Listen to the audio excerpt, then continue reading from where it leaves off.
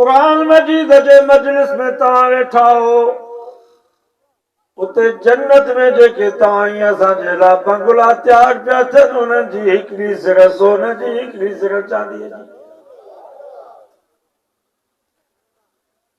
ही जेके तव्हां असां बंगला ठाराया आहिनि हिननि जी ओसारी या त गारे ते या त सीमेंट ते, पर कुरान मजीद जे मजलिस में तव्हां वेठा हो उते जन्नत में जेके बंगला तयार पिया थियनि उन्हनि जी ओसारी मुश्कई अंबर जे गारे सां, उन्हनि जूं दर्दूं बि मुश्कई अंबर जे गारे सां जूं कंदियूं।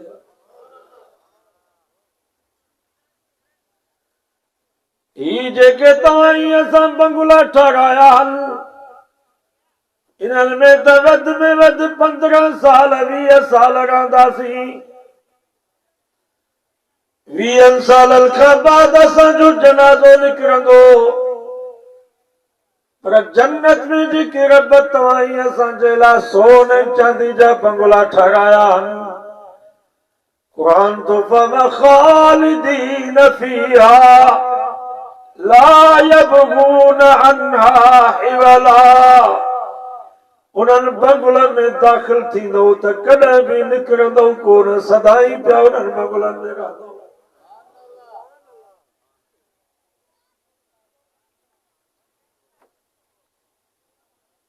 हिते आहे छा?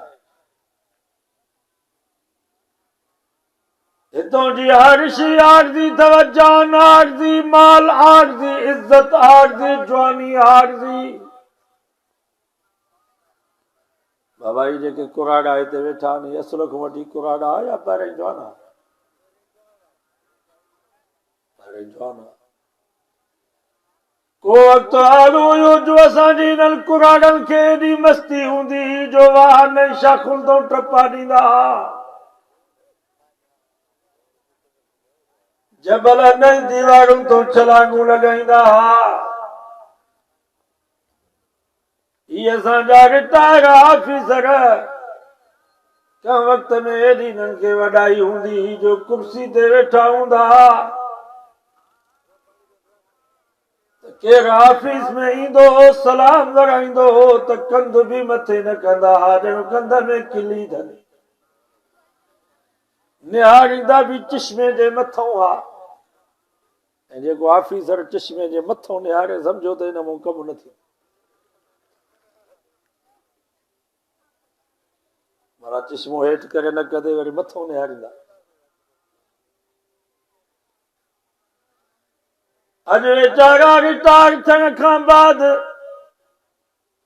घर में 10 दफ़ा पुट खे था सॾु कनि त पुट बि जवाब कोन थो ॾे, चए थो फोट छा फाथो थी।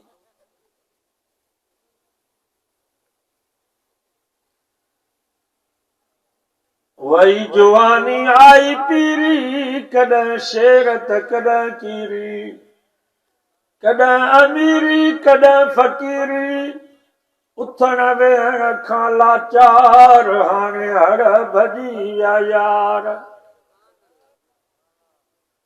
कॾहिं जोधा जवान सॾाइनि, कॾहिं थिड़ थिड़ थाबा खाइनि, पागल भी था पोड़ो भाइनि, कचहरीअ में भी कोन सुञाणनि, खिली खिली था टहकनि ॿार हाणे हड़ भॼी विया यार। कॾहिं अमीनो गुल गुलाबी, कॾहिं सोनो मोहमाता बि, हाणे शौक़ रहियो न शताबी, अच्छा थी विया वार हाणे हड़ भॼी विया यार।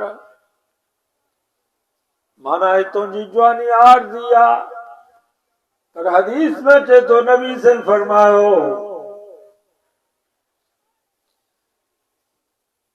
जॾहिं जन्नती जन्नत में वेंदा तो ये सदाई जवान हूंदा, कॾहिं बि उन्हनि जे मथां कुराड़ न ईंदी।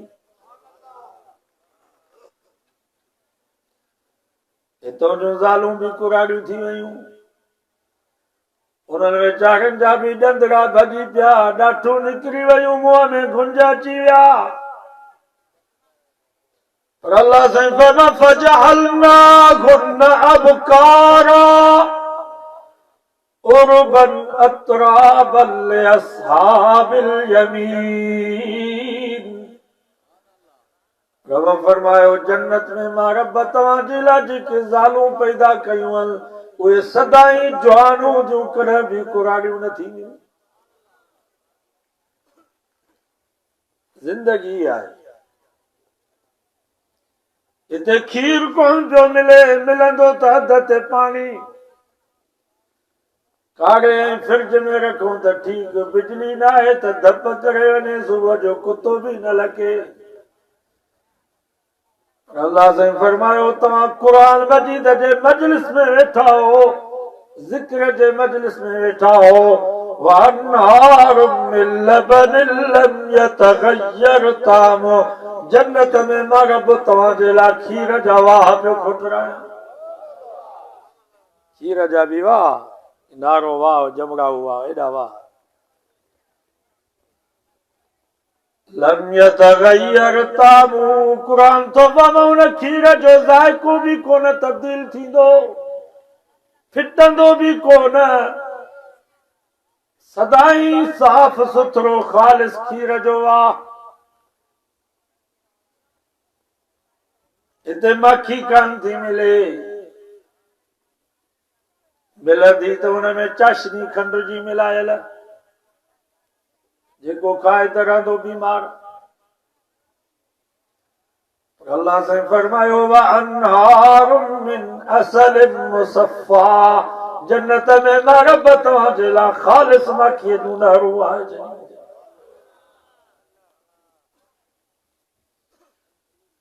हितों जे शराब जो हाल तव्हां ॾिठो आहे, बदबूदार शराब।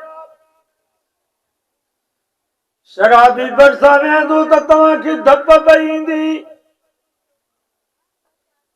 कचो शराब पियनि त कुते जे मौत मरी वञनि।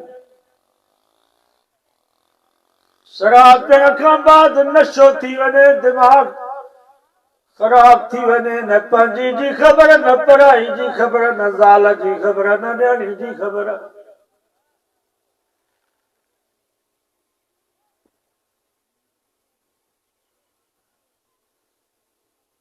असांजो दोस्त हुयो तबलीग जमात में 4 महीना लॻाए, वो ॻाल्हि पियो करे त सही, मां पर शराब ठाहींदुसि।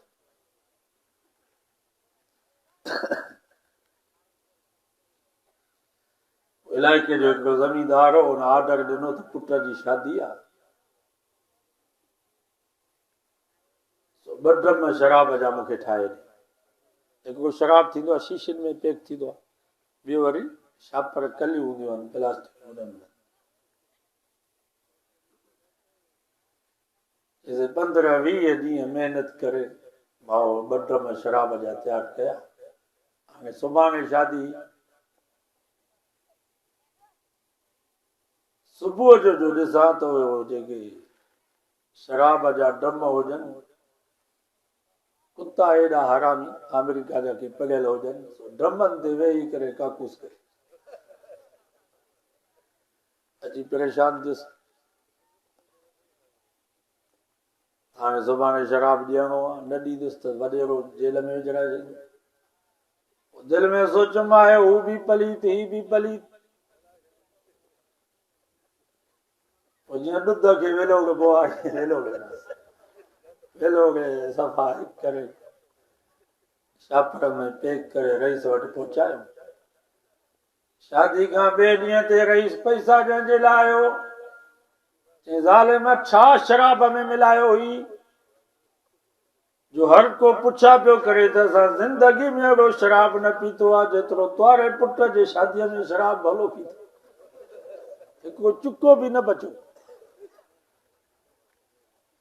कुरान मुंहिंजे साम्हूं बि आहे, हुनजी ॻाल्हि आहे, कूड़ हुजे ख़ुदा मूंखे माफ़। शराब में जेतिरो हराम घणो मिलाईंदो एतिरो मज़ेदार थी।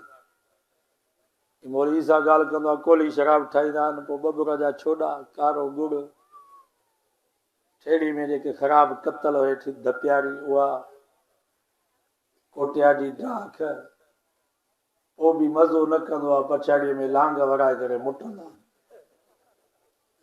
पोइ शराबी कंदा, चवंदा वाह वाह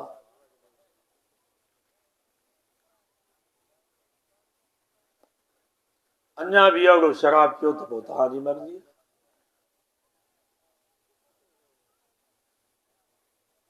नबी से फरमायो मन शरिबल खमर वज़ाला उम्मिही व खालतिही व अम्मतिही।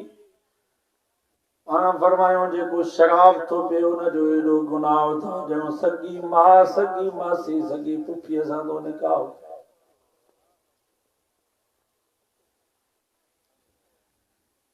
एतिरो शराब पलीत जेतिरो पेशाब पलीता। उलमा खां पुछी ॾिसो पेशाब जो हिकिड़ो कतरो खूह में किरी पियो त सॼो खूह पलीत, सॼे खूह जो पाणी कढो। शराब जो हिकिड़ो कतरो सुईअ जे पाखड़े जेतिरो खूह में किरी पियो त सॼो खूह पलीत।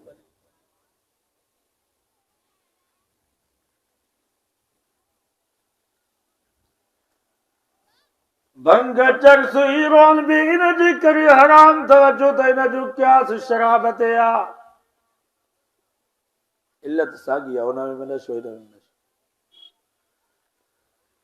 असांजा मवाली चवनि था बाबा ही भंग न आहे गाह हुआ पियण असांखे मुबाह हुआ। के असांजा मौलाई चवनि था बाबा भंग न आहे दही आहे पियण जी बि वही आहे। के वरी चवंदा बाबा भंग न आहे थाधल आहे, लिड न आहे लॾूं आहिनि, लिड खे लॾूं समझी करे पिया खाए। जेको हराम पेशाब जेतिरो उनखे थाधल समझी करे पिया। वरी अहल बैत जो नालो बि इहे पिया खणनि।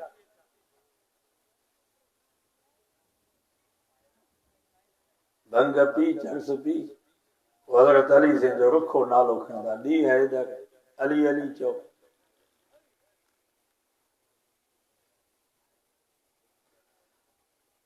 मां तव्हां खां पुछां थो जेकॾहिं हज़रत इमाम हसन साईं जी आॾो केरु भंग ई चर्स पी करे हज़रत अली साईं जो ईअं रुखो नालो खणे आ बेअदबी सां ॾींहुं हैदर अली अली चओ। ॿुधायो इमाम हसन साईं मोचड़ा हाणे साया न। इमाम हुसैन साईं जी आॾो, इमाम जाफर सादिक जी आॾो, इमाम ज़ैनुल आबिदीन जी आॾो केरु भंग ई चर्स पी करे असांजे इमाम असांजे मुर्शिद हज़रत अली साईं जो नालो मुबारक कीअं बेअदबी सां खणे हा। ॿुधायो इहे बुज़ुर्ग उन जे मुंहं ते दागी मलनि आया न।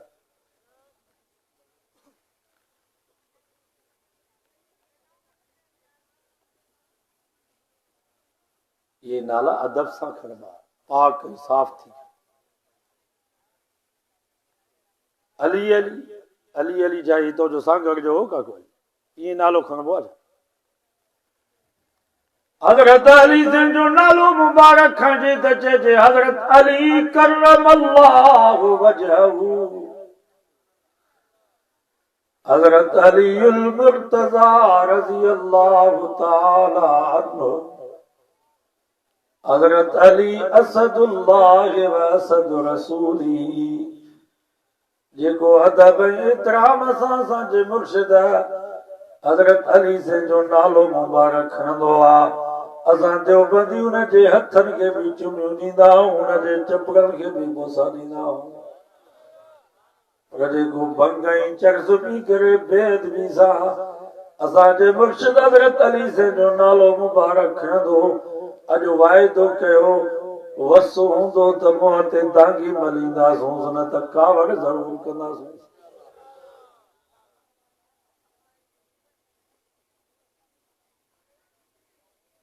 भागड़ी भील कोली वाणिया छा चवंदा अहल बैत आहिनि इन्हनि भंगोरनि जा। सही तो चवां या ग़लति तो इहे था चवनि।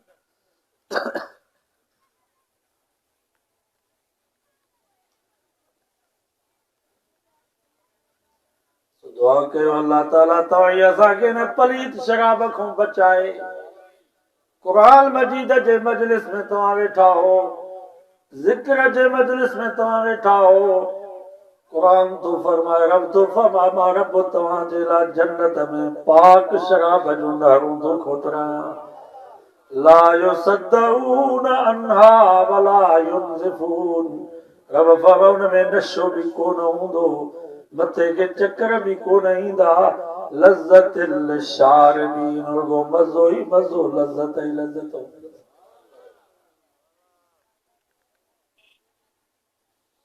जिंदगी उहा आहे उन जिंदगी जे लाइ महिनत करिणी ऐं जन्नत हिते ठाहिणी आहे जन्नत जा बंगला हिते ठाहिणा उते ख़ाली प्लाट जेके नेकियूं असां कयूं था निमाज़ूं पढ़ूं था रोज़ा रखूं था ज़िक्र अज़कार कयूं था इहे जन्नत जी नेमतुनि जे सूरत ऐं जहन्नम बि हिते अथव वतायो फ़क़ीरो हिकु दफ़े हुनजी कुराड़ी अम्मा वताए खे चयो सियारे जी राति हुजे पुट वताया उथ पाड़े मां को टांडो खणी आ त बाहि ॿारियो वताए चयो मां अञा मां ई कोन उथियो आहियां त ॿिया निभागा किथां थिया हूंदा सदोरो पुट मां ई अञा सुतो पियो आहियां त ॿियो कहिड़ो थियो अम्मा खे चयसि पुट फलाना निमाज़ी आहिनि उहे सवेल उथंदा आहिनि बाहि ॿारी हूंदऊं उतां टांडो खणी आ चई मां कोई कोन उथियो आहे अञा आधी राति पई आहे सुम्ही पओ त मां कावड़ में चयसि भला जहन्नमो टांडो खणी आ त बाहि त ॿारियऊं त वताए फ़क़ीर चयो मां जहन्नम बि ख़ाली आहे टांडा हितां खयूं था वञनि हिते जेके असां गुनाह कयूं था के नांगनि जी सूरत में के विछुनि जे सूरत में के टांडनि जी सूरत में के बाहि जी मां त वाइज़नि में चवंदो आहियां जेकर असांजा मुस्लमान इलाइक़े में किथे वाइज़ थिए जलसो थिए रुगो अदब ऐं एतिराम असां क़ुरान मजीद वञी ॿुधूं त असांखे जन्नत जा बंगला ठही ऐं मग़रिब खां वठी यको वेठा हो हिन वक़्तु राति जा 12:01 थो थिए घणो टाइम थियो 1 थी वियो मग़रिब खां वठी जो जन्नत में कमु हले बंगलनि जो त केतिरो कमु थी वञे उहे को मिस्त्री हिननि मिस्त्रियुनि जहिड़ा थोरे जो हिकु सिर थपे वरी सिगरेट पिया पियनि वरी चांहि जो कोप पिया पियनि जन्नत जा मिस्त्री आहिनि हज़ारनि जे तादाद में मिस्त्री हज़ारनि जे तादाद में मज़दूर फ़रिश्ता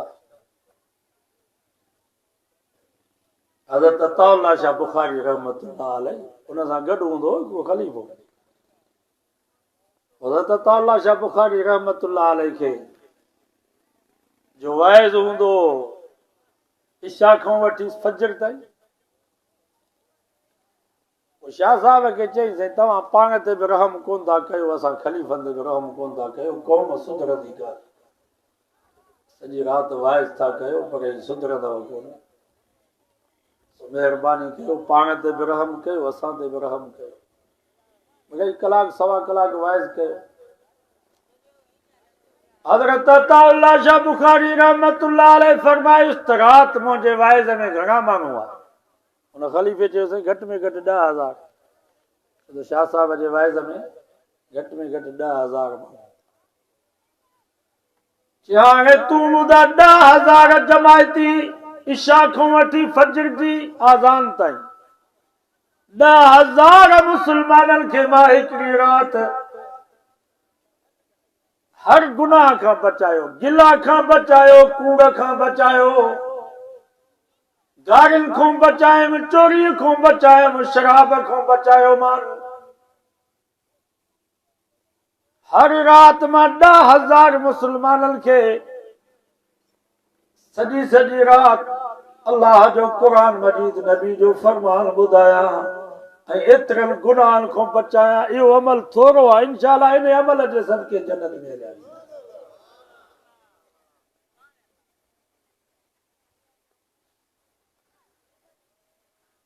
हज़रत अताउल्लाह शाह बुखारी रहमतुल्लाह अलैह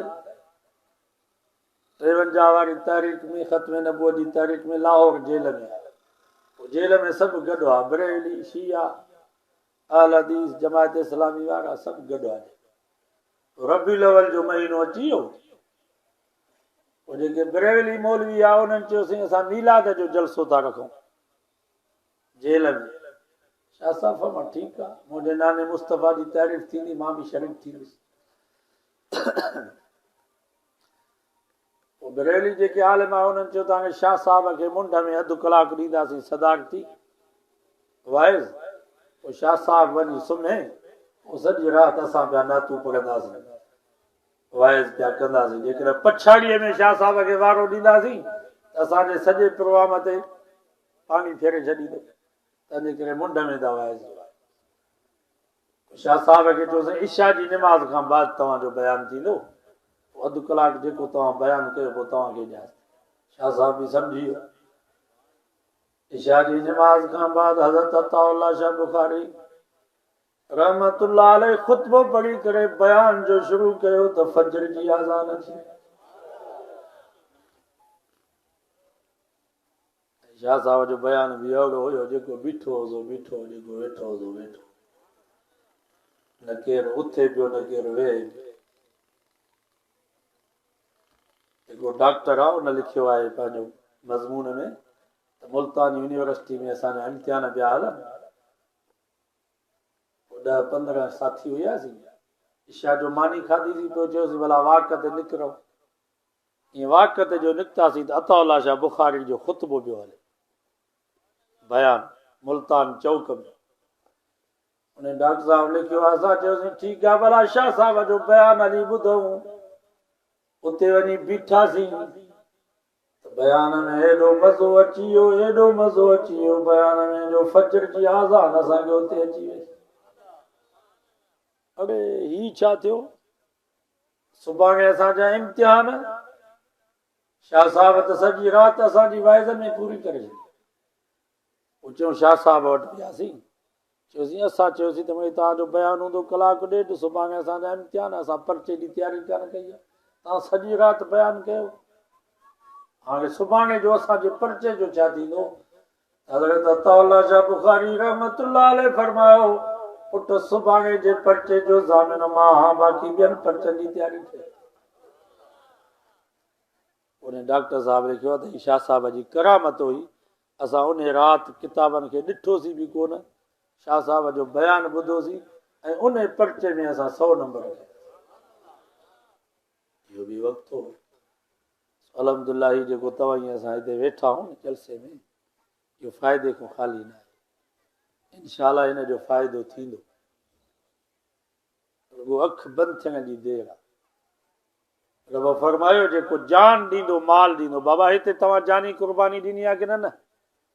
माली कुर्बानी बि ॾिनी अथव, किरायो करे आया हो मोटर साइकिलुनि ते गाॾियुनि ते, हिन महिल ताईं पट ते वेठा हो। अल्लाह साईं फरमाए इन्नल्लाह अश्तरा मिनल मुमिनीन अनफुसहुम व अमवालहुम बिअन्न लहुमुल जन्नह। रब फरमायो जन माल ॾिनो, पंहिंजी जान ॾिनो, बदले में मां रब जन्नत ॾींदुसि। ऐं अल्लाह वटि सौदो न कंदा या जान हाणे ॾियूं, माल हाणे ॾियूं, वरी जन्नत मिले 2000 साल बाद या 10,000 साल बाद जन्नत मिलंदी छा? अल्लाह एतिरो इंतज़ार कराईंदो छा? न बाबा।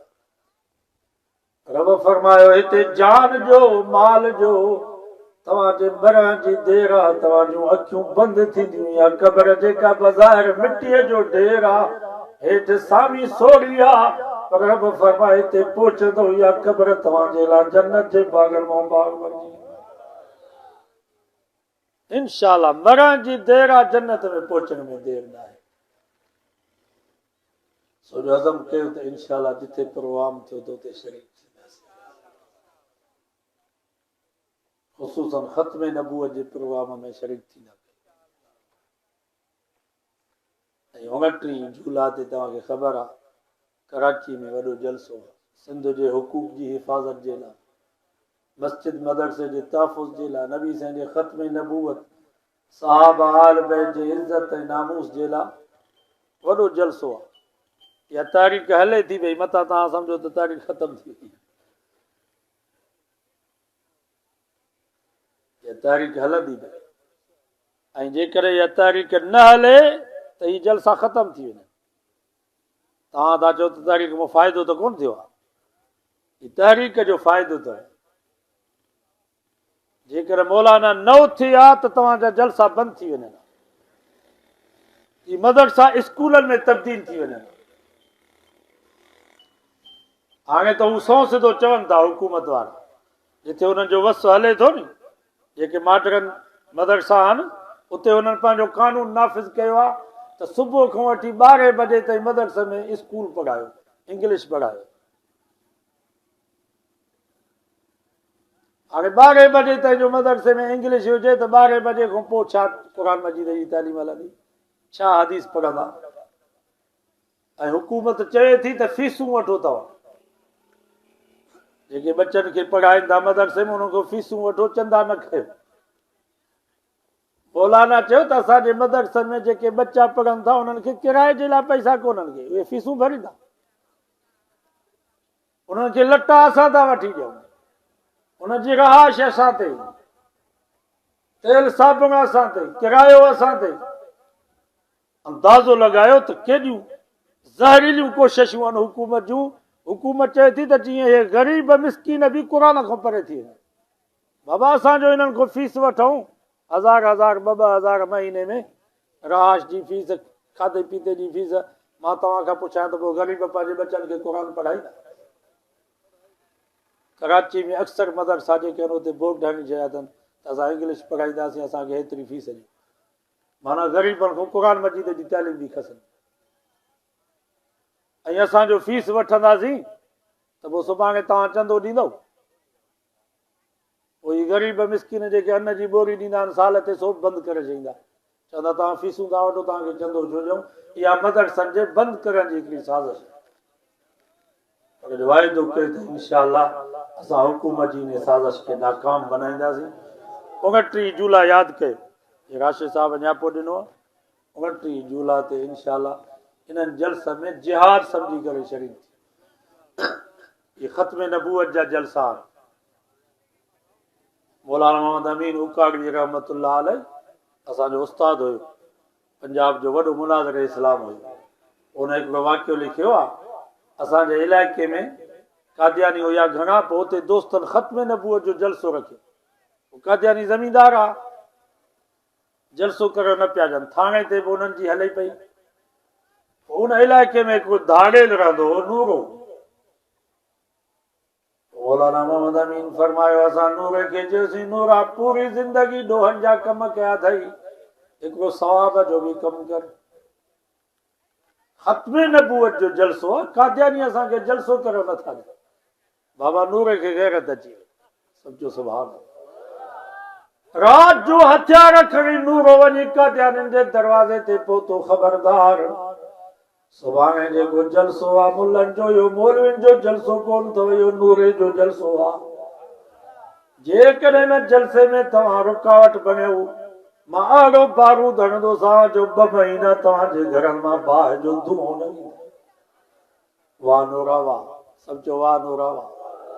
ख़ुदा जी मर्ज़ी आहे, जेको कमु वठे। इनजे करे त मां आलमनि खे चवंदो आहियां, असांजे जलसनि में जेके बिना दाढ़ी वारा वेठा आहिनि, ही जेके बेनमाज़ी वीचारा अचनि था असांजे जलसनि में मुवहिद, इन्हनि खे बि हक़ारत जी नज़र सां न ॾिसजो। ख़ुदा जी ज़ात जो कसम आहे, कॾहिं कॾहिं रब बिना दाढ़ी वारनि बेनमाज़नि खां अहिड़ा दीन जा कम वठंदो आहे जो मौलवी बुज़ुर्ग पीर बि पोइते।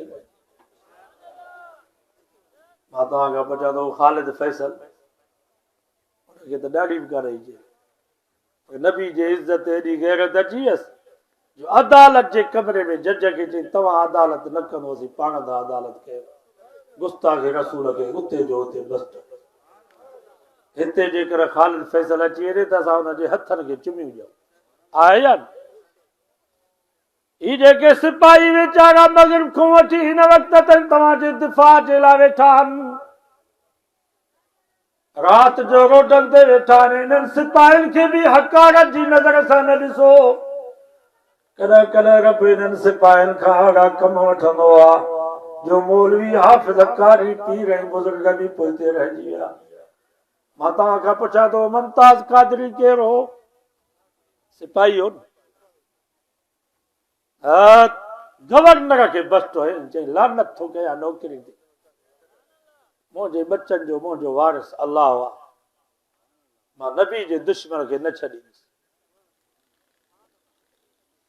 लखन जे तादाद में जंहिंजे जनाज़े में मुसलमान शरीक धाड़ेलनि खां बि रब कमु वठे। मौलाना मोहम्मद अमीन फरमायो वॾो ख़त्म नबूवत जो जलसो थी वियो, असां खुले नमूने सां अक़ाइद बयान कयासीं। कुछ वक्त खां पोइ नूरो आयो, मथे ते पटको, चेहरे ते ॾाढ़ी, हथ में तस्बीह। जे तबलीग जमात में माण्हू वापसि थींदो आहे त तब्दील थियल हूंदो आहे।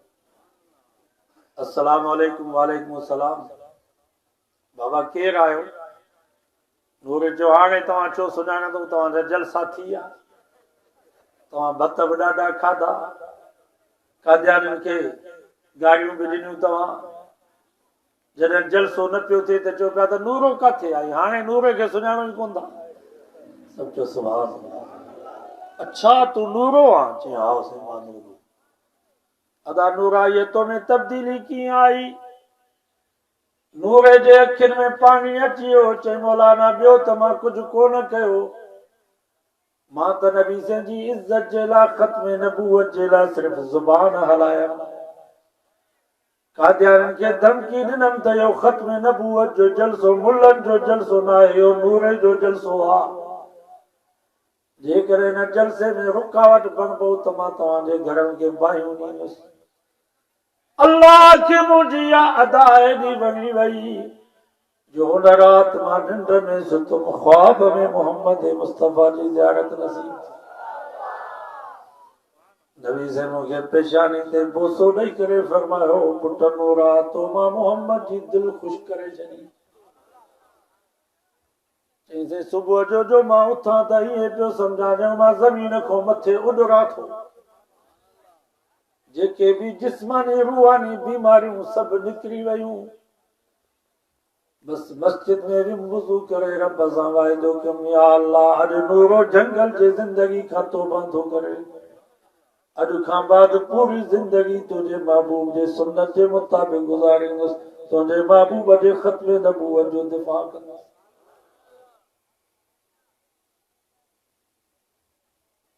तव्हां ईअं असां ख़त्म नबूवत जे जलसे में शरीक थियूं त अलाह जो रसूल ख़ुशि थींदो या कोन? कारान जेका वाइदो कनि त 29 जुलाई ते इंशाअल्लाह सभु कमकार छॾे करे आलमनि जे सॾ ते पहुचंदासीं। नबी साईं क़यामत जे ॾींहुं मयार ॾियनि त मुंहिंजे ख़त्म नबूवत जो मसइलो, मुंहिंजे इज़त जो मसइलो, तव्हां दुकान बि बंदि न कयो, तव्हां केबिन बि बंदि न कई, सॼो साल तव्हांजो हुयो, तव्हां पंहिंजा कमकार बि न छॾिया। मां तव्हां खां पुछां थो नबी साईं या मयार ॾियनि त पोइ छा बचो? दुआ कयो अलाह असांखे नबी साईं जे मयार खां बचाए। इंशाअल्लाह ॿियो को अमल न आहे, इन अमल में असां शरीक थींदासीं त क़यामत जे ॾींहुं नबी साईं जा रसूल हूंदासीं। दुआ बि घुरंदा कयो अल्लाह ताला उलमा जी तारीख़ खे कामयाब